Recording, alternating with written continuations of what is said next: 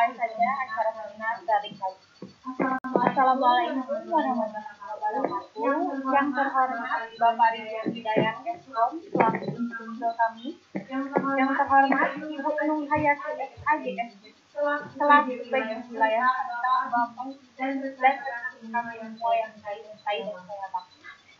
Puji dan syukur kita panjatkan kehadiran Allah SWT tercurahlah rahmat dan karunia-Nya.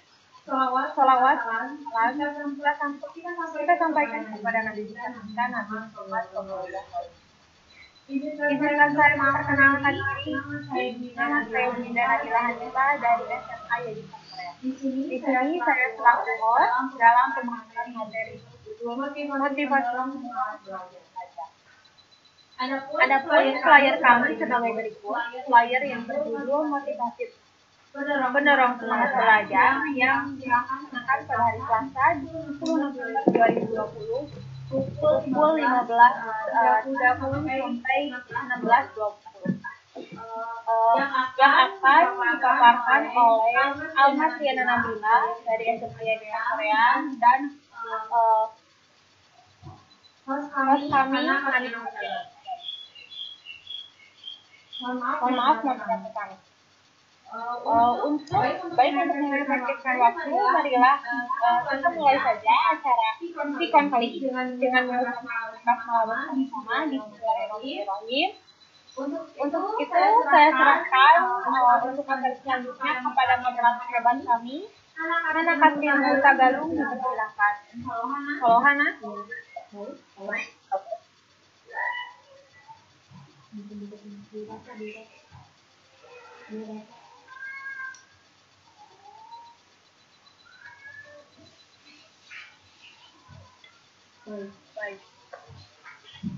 Terima kasih kepada host ini, saudari Winda Nabila Hanifah yang telah membuka saya. Baik, izinkan saya memperkenalkan diri. Nama saya Hana Tagalung dari SMA Yadika Korea. Peran saya pada kali ini adalah sebagai moderator. Saya bertugas membantu dan mendampingi presenter untuk berjalannya acara pada hari ini. Di mana rekan-rekan saya ada saudari Winda Nabila selaku host dan tidak lupa tentunya saudari Alma selaku presenter pada acara hari ini yang akan membagikan materi tentang motivasi pendorong semangat belajar. Berikut ada sedikit biodata tentang saudari Alma, yaitu beliau bersekolah di Yadika Korea kelas 12 SMA, tinggal di Cilacap, Kabupaten, dan lahir di Bandung pada tanggal 17 Desember 2003. Mungkin cukup sekian. Para hadirin itu dimohon untuk tidak mengaktifkan mikrofon saat presenter sedang memaparkan materi, kecuali saat sesi kandidat dibuka. Para hadirin bisa bertanya baik dengan mengaktifkan mikrofon ataupun menulis pertanyaan di kolom chat. Kami usahakan bisa menjawab pertanyaan dari para hadirin. Baik. Untuk mempersiapkan waktu, saya serahkan kepada saudari Alma Tiana Nabila. Waktu dan tempat dipersilakan. Motivasi pendorong semangat belajar. Yang pertama, kita akan membahas tentang pengertian motivasi. Pengertian motivasi menurut McDonald yang dikutip Omar Hamalik tahun 2003, halaman 158, motivasi adalah perubahan energi dalam diri seseorang yang ditandai dengan timbulnya perasaan dan reaksi untuk mencapai tujuan. Motivasi merupakan sesuatu yang kompleks. Nah, yang kedua, dalam A.M. Sardirman tahun 2005, halaman 75, motivasi dapat juga diartikan sebagai serangkaian usaha yang menyediakan kondisi-kondisi tertentu, sehingga seseorang mau dan ingin melakukan sesuatu. Dan bila ia tidak suka, maka akan berusaha untuk meniadakan atau mengelak perasaan tidak suka itu. Yang ketiga, pengertian motivasi menurut Siti Sumarni tahun 2005. Thomas Elwood dan Jeremy Brappy tahun 1986 mendefinisikan motivasi sebagai suatu energi penggerak dan pengarah yang dapat memperkuat dan mendorong seseorang untuk bertingkah laku. Ini berarti pembuatan seseorang tergantung motivasi yang mendasarinya. Nah, jadi dari beberapa pendapat di atas mengenai motivasi dapat ditarik kesimpulan bahwa motivasi adalah keseluruhan daya penggerak baik dari dalam diri maupun dari luar dengan menciptakan serangkaian usaha untuk menyediakan kondisi tertentu yang menjamin kelangsungan dan memberikan arah pada kegiatan sehingga tujuan yang kita kehendaki itu dapat tercapai. Sekarang mengenai pengertian belajar. Pengertian belajar menurut pendapat Morgan dalam Wisnubrata tahun 1983, halaman 3 dalam Arya 2011, belajar adalah setiap perubahan yang relatif menetap dalam tingkah laku yang terjadi sebagai suatu hasil dari latihan atau pengalaman. Yang kedua, menurut Moh Surya tahun 1981, halaman 32 dalam Arya 2011, belajar adalah suatu proses usaha yang dilakukan individu untuk memperoleh suatu perubahan tingkah laku yang baru keseluruhan. Sebagai hasil pengalaman individu itu sendiri dalam interaksinya dengan lingkungan. Yang ketiga, pengertian belajar menurut Dalyono tahun 2005. Belajar merupakan suatu usaha atau kegiatan yang bertujuan mengadakan perubahan di dalam diri seseorang, mencakup perubahan tingkah laku, sikap, kebiasaan, ilmu pengetahuan, keterampilan, dan sebagainya. Nah, jadi bahwa prinsipnya belajar adalah perbuatan dari diri seseorang, baik itu perubahan ilmu dari yang tidak pandai menjadi pandai, baik belajar dari yang berpenampilan tidak sopan menjadi sopan. Nah, itu semua merupakan belajar untuk perubahan. Yang sekarang pengertian motivasi belajar. Pengertian motivasi belajar adalah keseluruhan daya penggerak baik dari dalam diri maupun dari luar diri dengan menciptakan serangkaian usaha untuk menyediakan kondisi-kondisi tertentu yang menjamin kelangsungan dan memberikan arah pada kegiatan belajar sehingga tujuan yang dikehendaki oleh subjek belajar itu dapat tercapai. Jadi motivasi kita untuk belajar itu apa agar tujuan kita dapat tercapai. Sekarang kita bahas adalah stimulus motivasi belajar. Stimulus yang pertama, motivasi belajar berasal dari faktor internal atau faktor dari dalam yang membuat kita terdorong atau termotivasi untuk kita belajar.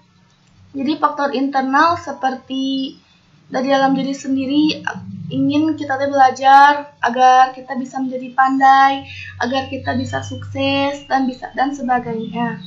Yang kedua, motivasi belajar dari faktor eksternal. Nah, faktor eksternal sendiri adalah faktor dari luar. Jadi motivasi belajar itu yang mendapatkan faktor dari luar seperti dari keinginan orang tua atau melihat seseorang yang sukses. Jadi kita akan termotivasi untuk belajar agar kita menjadi sukses. Sekarang faktor-faktor yang mempengaruhi motivasi belajar.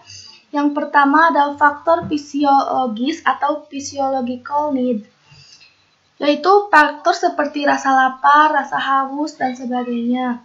Yang kedua, faktor perbedaan rasa aman atau safety need, yaitu perbedaan rasa aman baik secara mental, fisik, dan intelektual. Yang ketiga, perbedaan kasih sayang atau afeksi, love need. Jadi perbedaan kasih sayang atau afeksi yang diterima oleh seseorang yang ingin termotivasi tersebut. Nah, yang keempat, perbedaan harga diri atau self-esteem need, yaitu contohnya prestis, memiliki mobil atau rumah mewah, jabatan, dan lain-lain. Jadi misalkan kita termotivasi untuk belajar agar kita memiliki rumah mewah, agar kita sukses, agar kita memiliki jabatan di kantor, dan mungkin hal-hal yang dari harga diri kita. Yang kelima, perbedaan aktualisasi diri atau self-actualization, yaitu terjadinya kesempatan bagi seseorang untuk mengembangkan potensi yang terdapat dalam dirinya sehingga berubah menjadi kemampuan nyata. Jadi seseorang itu pasti memiliki kemampuan tersendiri, namun seseorang tersebut harus termotivasi untuk dapat mengembangkan potensi yang dimilikinya tersebut. Yang sekarang, cara meningkatkan motivasi belajar. Yang pertama, memberi angka. Dalam hal ini, angka sebagai simbol dari nilai kegiatan belajar. Banyak siswa yang justru untuk mencapai angka atau nilai yang baik, sehingga yang dikejar hanyalah nilai ulangan atau nilai rapot yang baik. Angka-angka yang baik itu bagi para siswa merupakan motivasi yang sangat kuat. Yang perlu diingat oleh guru bahwa pencapaian angka-angka tersebut belum merupakan hasil belajar yang sejati dan bermakna. Harapannya, angka-angka tersebut dikaitkan dengan nilai afeksinya, bukan sekedar kognitif saja. Jadi faktor pendorong motivasi belajar yaitu dengan memberikan angka atau nilai dari guru. Misalkan seorang siswa yang biasanya mempunyai nilai kecil, tetapi saat dia mengikuti ulangan, tiba-tiba nilainya besar karena dia belajar semalaman, itu bisa membuat dia termotivasi untuk kedepannya agar dia menjadi sering belajar, agar nilainya itu tidak turun. Yang kedua, faktor pendorong dengan memberikan hadiah. Nah, hadiah dapat menjadi motivasi yang kuat, di mana siswa tertarik pada bidang tertentu yang akan diberikan hadiah. Tidak demikian jika hadiah diberikan untuk suatu pekerjaan yang tidak menarik menurut siswa. Nah, kalau misalkan kita mengikuti suatu perlombaan, kita mendapatkan hadiah, kita pasti merasa bangga dengan hadiah yang kita dapatkan. Otomatis kita akan termotivasi atau terdorong untuk tetap belajar agar kita bisa menang dalam perlombaan itu. Yang ketiga, kompetisi. Kompetisi atau persaingan, baik yang antara individu atau antar kelompok, dapat menjadi sarana untuk meningkatkan motivasi belajar. Karena terkadang jika ada saingan, mohon maaf, ya, mungkin saudara Emma, PowerPoint-nya belum di full size, agar lebih jelas.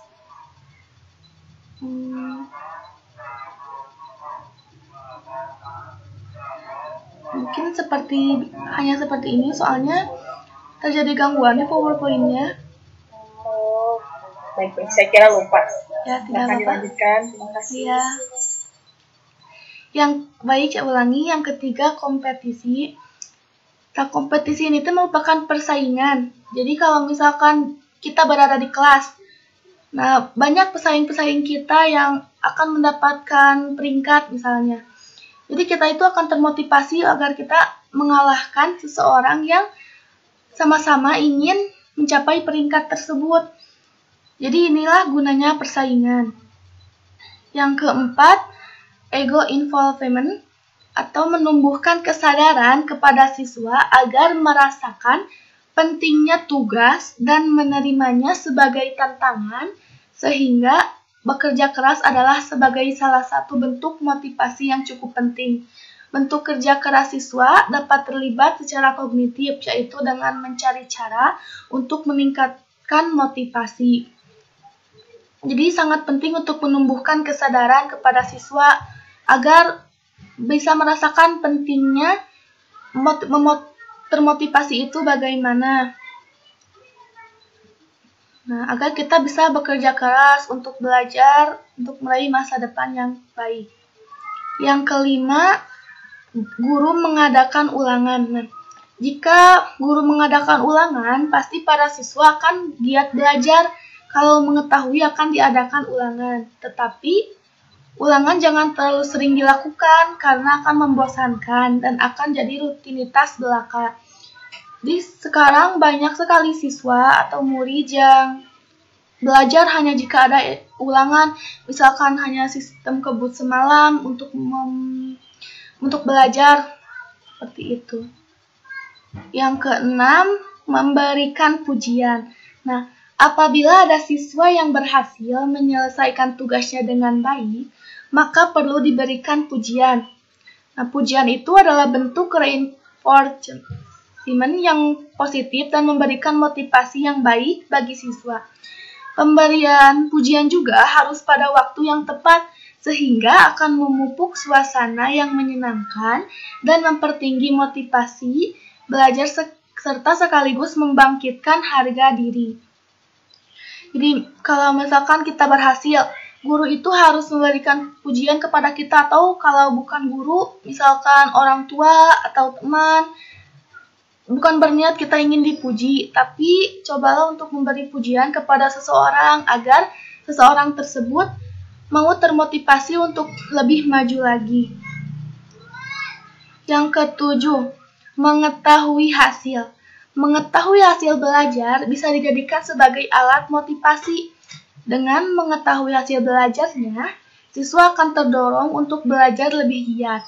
Apalagi jika hasil belajar itu mengalami kemajuan, siswa pasti akan berusaha mempertahankannya atau bahkan termotivasi untuk dapat meningkatkannya. Kalau mengetahui hasil, seperti hasil rapot, kalau misalkan nilai kita bagus-bagus karena usaha kita belajar setiap hari. Nah, kalau misalkan nilainya bagus, kita itu akan termotivasi, kita harus lebih bagus lagi ke depannya. Kita harus bisa mengalahkan orang lain atau seperti itu. Yang kedelapan, memberikan hukuman.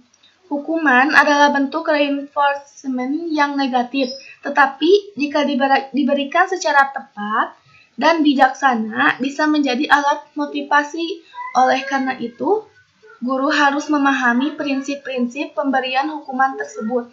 Nah, jadi kalau misalkan ingin siswanya termotivasi seperti itu, boleh saja guru memberikan hukuman, tetapi hukuman yang membangun siswa tersebut. Jadi hukuman agar siswa tersebut jera dan memiliki motivasi untuk berubah menjadi lebih baik lagi. Nah, sekarang ini cara untuk meningkatkan motivasi belajar. Yang pertama, bergaul dengan orang-orang yang senang belajar. Nah, bergaul dengan orang-orang yang senang belajar dan berprestasi akan membuat kita pun gemar belajar. Selain itu, coba cari orang-orang atau komunitas yang mempunyai kebiasaan baik dalam belajar. Serta bertanyalah pengalaman kepada orang-orang yang pernah melanjutkan pendidikannya ke jenjang yang lebih tinggi, seperti yang telah melanjutkan pendidikan S1, S2, bahkan S3. Selain itu, kepada orang-orang yang mendapatkan beasiswa belajar di luar negeri, atau orang-orang yang mendapat penghargaan atau sebuah prestasi. Nah, si kebiasaan dan semangat mereka akan menular kepada kita, seperti halnya analogi orang yang berteman dengan tukang pandai besi atau penjual minyak wangi. Jika kita bergaul dengan tukang pandai besi, otomatis kita akan terciprat bau bakaran besi. Sedangkan jika kita bergaul dengan tukang minyak wangi, otomatis kita akan terbawa harum minyak wangi. Nah, yang kedua, cari motivator. Kalau cari motivator, semua orang juga tentu butuh motivator. Orang butuh motivator, baik itu motivator dari orang lain, pastinya dari orang lain, dan motivator dari orang tua sebagai pemaaf atau mentor dalam menjalani hidup, ataupun bisa melakukan hal serupa dengan mencari seseorang atau komunitas dapat membantu meningkatkan motivasi kita. Nah, yang ketiga, belajar apapun. Jika kita ingin belajar, belajarlah semua hal, jangan kita memilih-milih belajar. Pengertian belajar di sini dipahami secara luas, baik formal ataupun non-formal. Kita bisa belajar tentang berbagai cara, bisa belajar tentang menulis, membuat film, belajar berwirausaha, dan lain-lain. Yang ketiga, belajar dari internet. Nah, kita bisa memanfaatkan media internet untuk bergabung dengan kumpulan orang-orang yang senang belajar. Nah, jika kita bergabung dengan orang-orang yang senang belajar, kita bisa bertukar pendapat, bisa diberi motivasi. Jadi kita akan termotivasi untuk lebih maju. Yang terakhir, bergaulah dengan orang yang optimis dan selalu berpikiran positif. Di dunia ini ada orang yang selalu terlihat optimis meski masalah merundung. Kita akan tertular semangat, gairah, dan rasa optimis jika sering bersosialisasi dengan orang atau berada dalam komunitas seperti itu dan sebaliknya. Nah, jika kita bergaul dengan orang yang baik, maka kita akan terbawa baik. Sedangkan jika kita bergaul dengan orang yang tidak baik atau orang yang nakal, kita akan terbawa nakal. Nah, begitu pentingnya kita bergaul. Nah, untuk mendorong motivasi, selain dengan cara-cara tersebut, kita bisa melihat atau mendengarkan motivasi-motivasi yang ada di YouTube, di Google, ataupun di sosial media lainnya, agar meningkatkan motivasi untuk belajar kita. Mungkin cukup sekian, saudari kembalikan kepada moderator. Baik.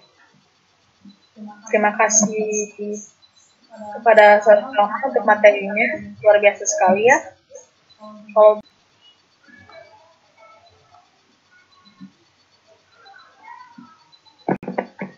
mungkin cukup jelas ya materi yang telah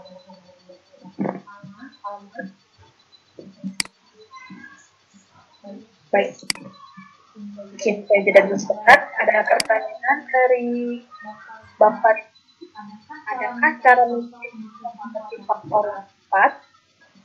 Silahkan, saudari. Baik, terima kasih. Pertanyaan dari Bapak Ridwan, adakah sosok untuk memotivasi yang tepat? Menurut saya, ada sosok yang membuat motivasi kita meningkat, seperti dari orang tua, ataupun dari teman, atau bahkan bisa dari pasangan hidup jika yang sudah memiliki pasangan hidup. Jika motivasi kita itu terhadap orang tua, kita memiliki motivasi agar bisa memegangkan orang tua, seperti itu, memotivasi dari dalam diri kita agar kita bisa sukses atau semacamnya. Ataupun motivasi dari mahasiswa-mahasiswa yang merupakan teman kita. Kita akan termotivasi, mengapa sih dia bisa seperti itu? Jadi kita juga harus termotivasi agar kita bisa seperti dia juga. Nah, mungkin selain orang tua, itu teman kita yang sedang melanjutkan pendidikannya di universitas, ataupun yang telah lulus, dan yang pasangan kita. Mungkin seperti itu.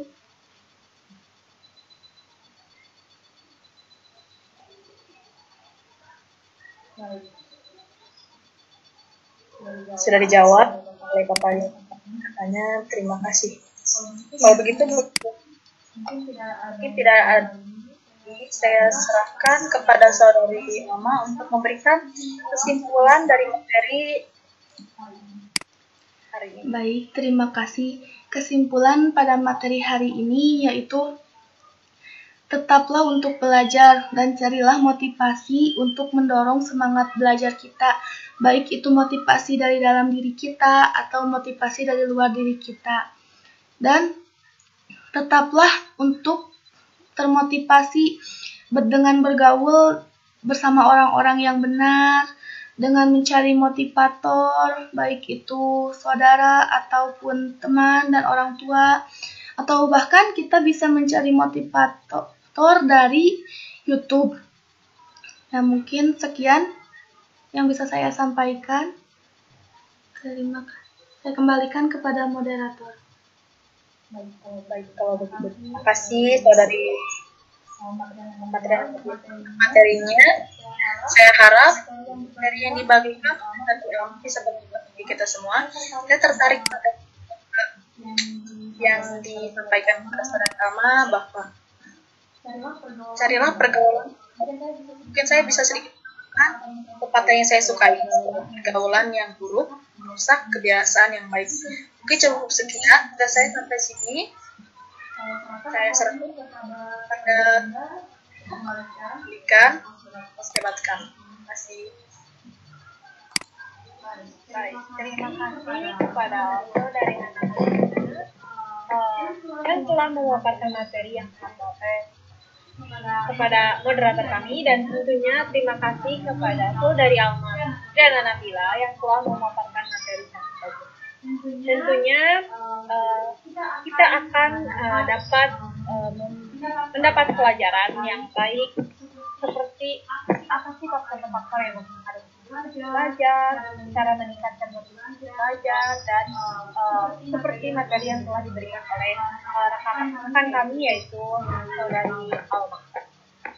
Terima kasih kepada Bapak Ibu dan rekan-rekan yang telah berpartisipasi dalam kegiatan kali ini. Cukup sekian yang dapat kami sampaikan untuk presentasi. Maaf.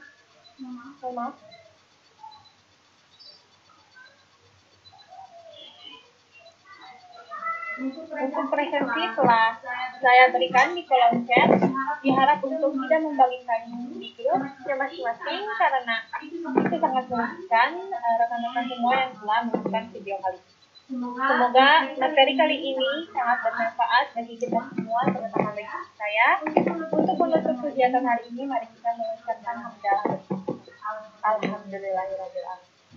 Sekali lagi, saya ucapkan terima kasih kepada Bapak, Ibu, dan rekan-rekan semua yang telah menyempatkan hadir pada kegiatan kita kali ini. Mungkin cukup sekian. Wabillahi taufiq wal hidayah. Wassalamualaikum warahmatullahi wabarakatuh.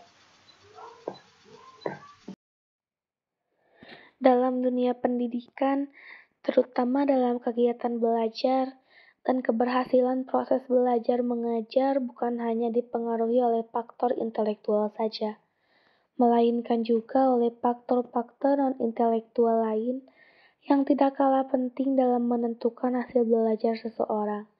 Salah satunya adalah kemampuan seseorang siswa untuk memotivasi dirinya sendiri.